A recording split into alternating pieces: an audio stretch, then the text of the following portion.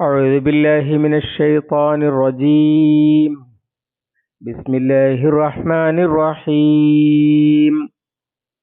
وزكريا إذ نادى ربه رب لا تذرني فردا وأنت خير الوارثين. فاستجبنا له ووهبنا له يحيى وأصلحنا له زوجه إنهم كانوا يسارعون في الخيرات ويدعوننا رغبا ورهبا وكانوا لنا خاشعين. സൂറത്തുൽ അംബിയാ 89-90. വസക്കരിയ ലഖദ് ആതൈനാ ഇബ്രാഹിമ റുഷ്ദഹു വസക്കരിയ എന്നാണ്. ഇബ്രാഹീമിന് റുഷ്ദ് നൽകി, സക്കരിയാക്കും നൽകി.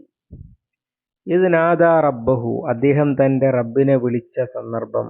റബ്ബി, എന്റെ നാദ, ലാ തദർനി, എന്നെ നീ ഉപേക്ഷിക്കരുതേ. ഫർദ, ഒറ്റയായിട്ട്, ഫർദ്, ഫരീദ്, ഏകൻ. വ അന്ത, നീ ആകുന്നു ഖൈറുൽ വാരിസീൻ, അനന്തരമെടുക്കുന്നവരിൽ ഉത്തമനായിട്ടുള്ളവൻ, അല്ലെങ്കിൽ ഉത്തമനായ അയൽവാസി. ഫസ്തജബ്ന ലഹു, അപ്പോൾ നാം അദ്ദേഹത്തിന് ഉത്തരം നൽകി. വവഹബ്ന ലഹു, നാം അദ്ദേഹത്തിന് ദാനമായി നൽകി. യഹ്യായെ. വഅസ്ലഹ്നാ ലഹു, നാം അദ്ദേഹത്തിന് നന്നാക്കി കൊടുത്തു, അഥവാ യോഗ്യയാക്കി. സൗജഹു, അദ്ദേഹത്തിന്റെ ഭാര്യയെ. ഇന്നഹും, നിശ്ചയം അവർ, കാനു ആയിരുന്നു, യുസാരിഊന, മത്സരിച്ചു മുന്നേറുന്നവർ, ഫിൽ ഖൈറാത്ത്, നന്മകളിൽ. വയദ്ഊനന, അവർ നമ്മെ വിളിക്കുന്നവരുമായിരുന്നു. റഗബൻ, ആഗ്രഹത്തോടെ. റഹബൻ, ഭീതിയോടെയും അല്ലെങ്കിൽ ഭയപ്പാടോടെയും. വകാനു ലനാ ഖാശിഈൻ, അവർ നമ്മളോട് ഖുശൂ ഉള്ളവരായിരുന്നു, അഥവാ ഭയഭക്തി ഉള്ളവരുമായിരുന്നു. മറ്റൊരു നബിയുടെ കഥ പറയുകയാണ്. ചുരുങ്ങിയ വാക്കുകളിൽ ഇതുവരെ പറഞ്ഞതുപോലെ തന്നെ ഇബ്രാഹിം അലൈഹിസ്സലാമിനെ പോലെ തന്നെ അല്ലാഹു സുബ്ഹാനഹു വ തആല പ്രത്യേകമായ അനുഗ്രഹം നൽകിയ ഒരു നബി കുടുംബമാണ് സക്കരിയ അലൈഹിസ്സലാമിന്റെ കുടുംബം. അദ്ദേഹത്തിന്റെ ചരിത്രം സൂറത്തു ആൽ ഇമ്രാനിലും അതുപോലെ സൂറത്തു മറിയമിലും ഒക്കെ നമ്മൾ പഠിച്ചു കഴിഞ്ഞതാണ്. വസക്കരിയ, ആ സക്കരിയാക്കും റുഷ്ദ് നൽകി. ഇത് നാദാ റബ്ബഹു ലാ തദർനി ഫർദ, അദ്ദേഹം അള്ളാഹുവിനെ വിളിച്ചിട്ട് പറഞ്ഞു, നീ എന്നെ ഒറ്റയ്ക്കാക്കരുത് എന്ന്. നേരത്തെ അത് വന്നിട്ടുണ്ട്. അദ്ദേഹം വഇന്നീ ഖിഫ്തുൽ മവാലിയ മിൻ വറാഇ വകാനത്ത് ഇംറഅത്തി ആഖിറ, എൻ്റെ ബന്ധുക്കളുടെ കാര്യത്തിൽ ഞാൻ ഭയപ്പെടുന്നു, എൻ്റെ ഭാര്യയാവട്ടെ വന്ധ്യയുമാണ്. അഥവാ തനിക്ക് ശേഷം ഇസ്ലാമിക സമൂഹത്തിന്റെ നേതൃത്വമാകുന്ന ഉത്തരവാദിത്തം, നബുവത്ത് ഒക്കെ ആരേറ്റെടുക്കും എന്നതിനെ കുറിച്ച് ഒരു ആശങ്കയിലായിരുന്നു അദ്ദേഹം ഉണ്ടായിരുന്നത്. അവരുടെ കാട്ടിക്കൂട്ടലുകൾ കണ്ടിട്ട് അവരൊക്കെ ഇത് കൊണ്ടു നടക്കും എന്ന ഒരു പ്രതീക്ഷയുമില്ല. പിന്നെ കുറച്ച് കഴിയുമ്പോൾ എനിക്കൊരു കുഞ്ഞുണ്ടായിക്കൊള്ളും എന്നൊക്കെ വിചാരിച്ചിരുന്നു. പക്ഷേ അതൊക്കെ കഴിഞ്ഞുപോയി. ഇന്നീ ഖിഫ്തുൽ മവാലിയ മിൻ വറാഇ വകാനത്ത് ഇംറഅത്തി ആഖിറ എന്ന് പറയുന്നുണ്ട്. പിന്നെ അതുപോലെ റബ്ബി ഇന്നി വഹലൽ അദമു മിന്നി വഷ്തഅല റഅസു ശൈബ, ഞാൻ ദുർബലനായിരിക്കുന്നു വാർദ്ധക്യം കൊണ്ട്, തല നരച്ച് തിളങ്ങാൻ തുടങ്ങിയിരിക്കുന്നു എന്നൊക്കെ പറയുന്നു. അതുകൊണ്ട് റബ്ബി ഹബിലി മിൻ ലദുൻക ദുർരിയത്തൻ തയ്യിബത്തൻ യരിസുനി വയരിസു മിൻ ആലി യഅഖൂബ്, എന്റെയും യാക്കൂബ് കുടുംബത്തിന്റെയും അനന്തരാവകാശിയാകാൻ പറ്റുന്ന ഒരുത്തനെ നീ എനിക്ക് നൽകണമേ എന്നൊക്കെ പ്രാർത്ഥിക്കുന്നുണ്ട്. പ്രാർത്ഥിച്ചത് അസാധാരണമായ വിധത്തിൽ മറിയം ബീവിക്ക് അല്ലാഹു സുബ്ഹാനഹു വ തആല ഭക്ഷ്യപദാർത്ഥങ്ങൾ നൽകിയത് കണ്ടപ്പോൾ അവിടെ വെച്ചാണ് എന്ന് ഹുനാലിക ദഅ സക്കരിയ റബ്ബഹു സൂറത്ത് ആൽ ഇംറാനിൽ അല്ലാഹു പരാമർശിക്കുന്നുണ്ട്. ആ വലിയ സംഭവത്തെയാണ് ഇവിടെ ചെറിയ വാക്കുകളിൽ സൂചിപ്പിച്ചിട്ടുള്ളത്. കാരണം സംഭവം വിവരിക്കുക ഇവിടുത്തെ ഉദ്ദേശ്യമല്ല, സൂചനകൾ നൽകുക മാത്രമാണ്. അങ്ങനെ അങ്ങനെ ഫസ്തജബ്നാ ലഹു എന്ന് പറഞ്ഞ മലക്കുകൾ അദ്ദേഹത്തെ വിളിച്ചു. വഹുവ ഖായിമൻ യുസല്ലി ഫിൽ മിഹ്റാബി, പ്രാർത്ഥിച്ചുകൊണ്ടിരിക്കെ മലക്കുകൾ വന്നു. എന്നിട്ട് യഹ്യ ഉണ്ടാകും എന്നൊക്കെ പേരിന് അല്ലാഹു തആല ഇന്നല്ലാഹ യുബശ്ശിറുക ബിഗുലാമിൻ ഇസ്മുഹു യഹ്യ വലം നജ്അൽ ലഹു മിൻ ഖബ്ലു സമീയ. യഹ്യ എന്ന് പറയുന്ന ഒരു കുട്ടിയുണ്ടാകും, ആ പേരിൽ അവന് തുല്യമായി വേറെ ആരെയും അല്ലാഹു തആല ഉണ്ടാക്കിയിട്ടില്ല എന്നൊക്കെ പറഞ്ഞ് അദ്ദേഹത്തിന്റെ പ്രാർത്ഥനയ്ക്ക് ഉത്തരം നൽകിയത് അവിടെ വിശദമായി വന്നിട്ടുണ്ട്. അതാണ് ഇവിടെ വസ്തജബ്നാ ലഹു എന്ന് പറയുന്നത്. വഹബ്നാ ലഹു യഹ്യ,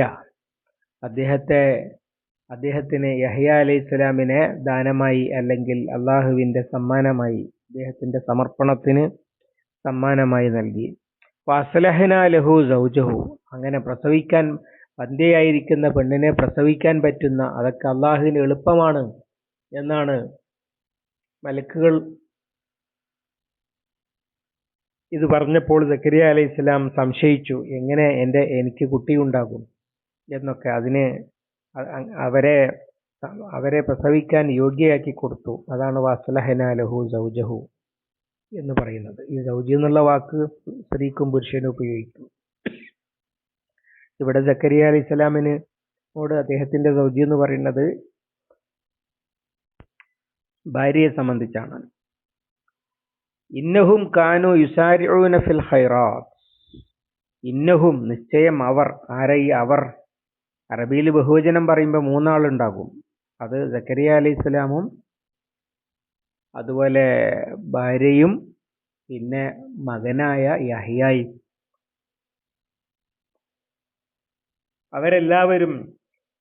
അവരെല്ലാവരും നന്മയിൽ മുന്നേറുന്നവരായിരുന്നു.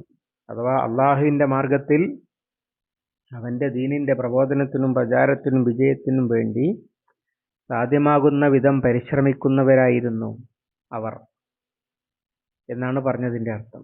ഫിഅലുൽ ഖൈറാത്ത് എന്ന് പറഞ്ഞാൽ ജനസേവന പ്രവർത്തനങ്ങൾക്കാണ് സാധാരണ പറയുക. എല്ലാ നന്മയിലുള്ള മുന്നേറ്റവും അതൊക്കെയാണ് യുസാരിഊന ഫിൽ ഖൈറാത്ത് എന്ന് പറഞ്ഞത്. അതിൽ ആരാധനയുണ്ടാകും, അതിൽ ജിഹാദ് ഉണ്ടാകും, സേവനമുണ്ടാകും, സംസ്കരണം ഉണ്ടാകും, എല്ലാം കൂടിയാണ്. പിന്നെ ആ പ്രയാസങ്ങൾ സ്വാഭാവികമായും ഉണ്ടാകും യുസാരിഊന ഫിൽ ഖൈറാത്ത് ആകുമ്പോൾ. അതിനൊക്കെ എല്ലാ സങ്കടവും അള്ളാഹുവിനോട് പറയുന്നവരും അള്ളാഹുവിന്റെ അനുഗ്രഹത്തിൽ പ്രതീക്ഷ അർപ്പിക്കുന്നവരും. യദഊനനാ റഹബൻ വറഹബൻ വകാനൂ ലനാ ഖാശിഈൻ, അള്ളാഹുവിന് കുനിയുന്നവർ, അള്ളാഹുവിന് വഴങ്ങുന്നവർ. അതാണ് ഖശി എന്ന് പറഞ്ഞത്. ഖശഅ എന്ന് പറഞ്ഞാൽ നിസ്കാരത്തിൽ ഫി സലാത്തിഹിം ഖാശിഊൻ എന്ന് പറഞ്ഞതുപോലെ തന്നെ അള്ളാഹുവിനോട് താഴ്മയും വിനയവും പ്രകടിപ്പിച്ച് അള്ളാഹുവിന്റെ താല്പര്യങ്ങൾ, അള്ളാഹുവിന്റെ ഇഷ്ടങ്ങൾക്കനുസരിച്ച് ജീവിക്കുന്നവരായിരുന്നു, അതിനുവേണ്ടി പ്രവർത്തിക്കുന്നവരുമായിരുന്നു എന്ന് ചുരുക്കം. എന്തിനാണ് പറയുന്നത്? മുമ്പ് കഴിഞ്ഞ നബിമാർ, ബനി ഇസ്രായേൽ സമൂഹത്തിന്റെ ഭാഗമായി മഹാന്മാരായിട്ട് അവർ കൊണ്ടാടുന്ന ആളുകൾ മുഹമ്മദ് സല്ലല്ലാഹു അലൈഹി വസല്ലമയുടെ അതേ അവസ്ഥ ഉണ്ടായിരുന്നവരാണ്.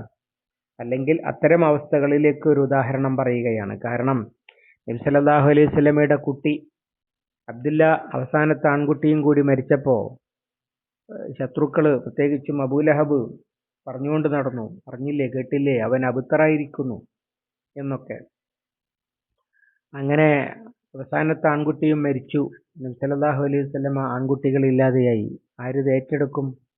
ഇങ്ങനെയൊക്കെയുള്ള ആശങ്കകൾ അവിടെയും ഉണ്ടായിട്ടുണ്ട്. എതിരാളികൾ അങ്ങനെ കളിയാക്കുകയും ചെയ്തിട്ടുണ്ട്, മുഹമ്മദിന് ഇനി ആരുമില്ല, അവന്റെ ആ കുട്ടിയും മരിച്ചു എന്നൊക്കെ.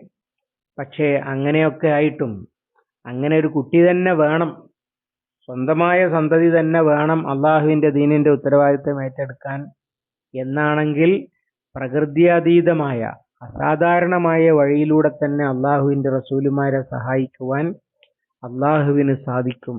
അതുകൊണ്ടൊന്നും ആരും വിശ്വസിച്ചില്ല എന്നതുകൊണ്ടൊന്നും നബി സല്ലല്ലാഹു അലൈഹി വസല്ലമയും അദ്ദേഹത്തിന്റെ ആളുകളും കുറ്റിയേറ്റു പോകുകയൊന്നുമില്ല. അതൊക്കെ അല്ലാഹു തആല ചെയ്യും എന്നതിൻ്റെ ഉദാഹരണമായിട്ട് പറഞ്ഞതാണ്.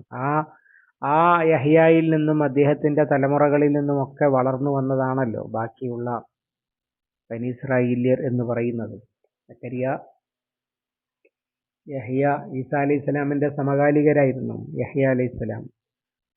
അങ്ങനെയൊക്കെയുള്ള സമൂഹത്തെ കാണുന്നവരോടാണ് ആദ്യം ഇത് പറയുന്നത്. അവർക്ക് മനസ്സിലാകും യഹ്യയുടെ പ്രാധാന്യവും അതുപോലെ സക്കരിയയുടെ പ്രാധാന്യവും ഈസായുടെ പ്രാധാന്യവും ഒക്കെ. അങ്ങനെ ഉള്ള ആളുകൾ, അങ്ങനെ അള്ളാഹു താല സഹായിക്കാൻ യോഗ്യനാണ്, സഹായിച്ചിട്ടുണ്ട്, വേണ്ടി വന്നാൽ മുഹമ്മദ് സല്ലല്ലാഹു അലൈഹി വസല്ലമയെയും അനുയായികളെയും ഒക്കെ അങ്ങനെയും സഹായിക്കും എന്ന് സൂചിപ്പിക്കുകയാണ് ഇവിടെ. അതുകൊണ്ട് തന്നെ ആരെങ്കിലും ബഹിഷ്കരിച്ചത് കൊണ്ട് അല്ലെങ്കിൽ കൊന്നു തീർക്കുക അങ്ങനെയൊന്നും ഇല്ലാതെയായി പോകുന്നതല്ല അള്ളാഹുവിൻ്റെ ദീന് എന്നാണ് ഇതിവിടെ പറയുന്നതിൻ്റെ താല്പര്യം. പിന്നെ അവരുടെ പ്രത്യേകത പറയുകയാണ്. അഥവാ അവർക്ക് സങ്കടങ്ങൾ ഉണ്ടായിരുന്നു, അവർക്ക് വിഷമങ്ങൾ ഉണ്ടായിരുന്നു, പക്ഷേ അതൊക്കെ അവർ അള്ളാഹുവിൽ അർപ്പിക്കുകയും അള്ളാഹുവിന് തൃപ്തിയുള്ള കാര്യങ്ങളിൽ സമയം ചെലവഴിക്കുകയുമായിരുന്നു അവർ ചെയ്തിരുന്നത്. അതെന്തിനാണ് പറയുന്നത്? നബി സല്ലല്ലാഹു അലൈഹി വസല്ലമയും അദ്ദേഹത്തിൻ്റെ അനുയായികളും അക്കാര്യത്തിൽ മാതൃകയാക്കേണ്ടത് ഇല്ലായ്മയും വല്ലായ്മയും കണ്ട് മനസ്സ് മടുത്തിരിക്കുകയല്ല, ഉള്ള നിയമത്തിന് ശുക്ർ ചെയ്തുകൊണ്ട് നന്മയിൽ മുന്നേറുക, ബാക്കി അള്ളാഹുവിനെ വിളിച്ച് ആവശ്യങ്ങളും സങ്കടങ്ങളും ഒക്കെ പറയുക, എന്നിട്ട് അള്ളാഹുവിൻ്റെ കൽപ്പനക്ക് കീഴൊതുങ്ങി അവൻ പറയുന്നത് പോലെ അധ്വാനവും സമയവും ഒക്കെ ചെലവഴിച്ചു കൊണ്ടിരിക്കുകയാണ് വേണ്ടത് എന്ന് നബി സല്ലല്ലാഹു അലൈഹി വസല്ലമയെയും അനുയായികളെയും കൂടി പഠിപ്പിക്കുന്ന തരത്തിലാണ് അള്ളാഹു താല ഈ കഥ പറയുന്നത്. മറ്റൊരു കാര്യം, അള്ളാഹുവിൻ്റെ റസൂലായിട്ട് എന്താണ് ഇങ്ങനെ എന്ന് ഉള്ള ഒരു ചോദ്യം അന്തരീക്ഷത്തിലുണ്ട്. അങ്ങനെയൊക്കെയുള്ള റസൂലുമാരുണ്ടായിട്ടുണ്ട്. ആദ്യത്തെ റസൂലല്ല. ഭൗതികമായ എല്ലാം ഇങ്ങ് വാരിക്കോരി കൊടുക്കുകയല്ല റസൂലുമാർക്ക് ചെയ്യുക. എല്ലാ മനുഷ്യരെയും പോലെ ആവശ്യങ്ങളും പരാതികളും പരിവട്ടങ്ങളും കുഞ്ഞുകുട്ടി പരാധീനതകളും സന്താനത്തിന് വേണ്ടി അല്ലെങ്കിൽ മറ്റ് ആവശ്യങ്ങൾക്ക് വേണ്ടി അള്ളാഹുവിനോട് പ്രാർത്ഥിച്ചു കൊണ്ടിരിക്കുക, അവനിൽ പ്രതീക്ഷ അർപ്പിച്ചു കൊണ്ടിരിക്കുക, അങ്ങനെയൊക്കെ തന്നെയാണ് എല്ലാ നബിമാരും ഉണ്ടായിരുന്നത് എന്നുകൂടി വ്യക്തമാക്കുന്നതാണ്. നാലാമത്തെ ഒരു കാര്യം, സത്യവിശ്വാസികൾക്ക് എക്കാലത്തും പ്രതീക്ഷ നൽകുന്നതാണ്. അഥവാ അള്ളാഹുവിൻ്റെ നിഅമത്തിന് പ്രകൃതിപരമായ കാര്യങ്ങൾ തടസ്സം നിൽക്കുകയില്ല. അല്ലാഹു തആല അല്ലാഹുമ്മ ലാ മാനിയ ലിമാ അഅതൈത വലാ മുഅതിയ ലിമാ മനഅത, അല്ലാഹുവേ നീ തന്നതിനെ തടയുന്നവരില്ല, തടഞ്ഞതിനെ തരുന്നവരുമില്ല എന്ന് നമസ്കാര ശേഷം നമ്മൾ പറയുന്ന അതേ കാര്യം അള്ളാഹു തരാൻ വിചാരിച്ചാൽ പ്രകൃതിപരമായ ഒരു തടസ്സത്തിന്റെ പേരിൽ അത് മുടങ്ങിപ്പോകുകയില്ല. അള്ളാഹു തരാൻ തീരുമാനിച്ചിട്ടില്ലെങ്കിൽ എത്ര ഉന്നതനാണെങ്കിലും തരികയുമില്ല. അതാണ് സക്കരിയ അലൈഹി സ്വലാമിന് വാർദ്ധക്യകാലം വരെ, അതുപോലെ ഇബ്രാഹിം അലൈഹി സ്വലാമിന് വാർദ്ധക്യകാലം വരെ സന്താനം അള്ളാഹു നൽകിയില്ല, അതുകൊണ്ട് കിട്ടിയില്ല. അഥവാ നബിമാരെക്കുറിച്ചും മഹാന്മാരെക്കുറിച്ചൊക്കെയുള്ള പൊതുവെ നമ്മുടെ സമുദായത്തിൽ തന്നെയുള്ള ഒരു സങ്കല്പം, അവരൊക്കെ എന്തും പറ്റിയടിക്കുക, അവർ മരത്തിന്റെ ഇല ഇങ്ങ് പറിച്ച് അതങ്ങ് പൊന്നാക്കും എന്നൊക്കെ. എന്നാൽ ഒരു കുഞ്ഞിനെ കിട്ടാൻ വേണ്ടി ഒരുപാട് കാലം നിരാശനാകുന്നിടത്തോളം എത്തുമ്പോഴാണ് അള്ളാഹു താല പ്രത്യേകമായി സഹായിക്കുന്നത് എന്നതും അതിൽ നിന്ന് മനസ്സിലാക്കാൻ കഴിയുന്ന ഒരു കാര്യമാണ്. അള്ളാഹു അവന്റെ കലാം ശരിയായി പഠിക്കാൻ, പാഠങ്ങൾ ഉൾക്കൊള്ളാൻ, ജീവിതത്തിൽ പകർത്താൻ, സമൂഹത്തിൽ പടർത്താൻ നമുക്ക് തൗഫീഖ് നൽകുമാറാവട്ടെ. اللهم علمنا ما ينفعنا وانفعنا بما علمتنا. ربنا زدنا علما وفهما ودقة ونظرا. اللهم اجعل القرآن ربيع قلوبنا ونور صدورنا وجلاء حزننا وذهاب همنا وغمنا. ربنا تقبل منا إنك أنت السميع العليم وتب علينا إنك أنت التواب الرحيم واغفر لنا يا غافر المذنبين. وصلى الله على محمد وعلى آله وصحبه وسلم ومن تبعهم بإحسان إلى يوم الدين والحمد لله رب العالمين.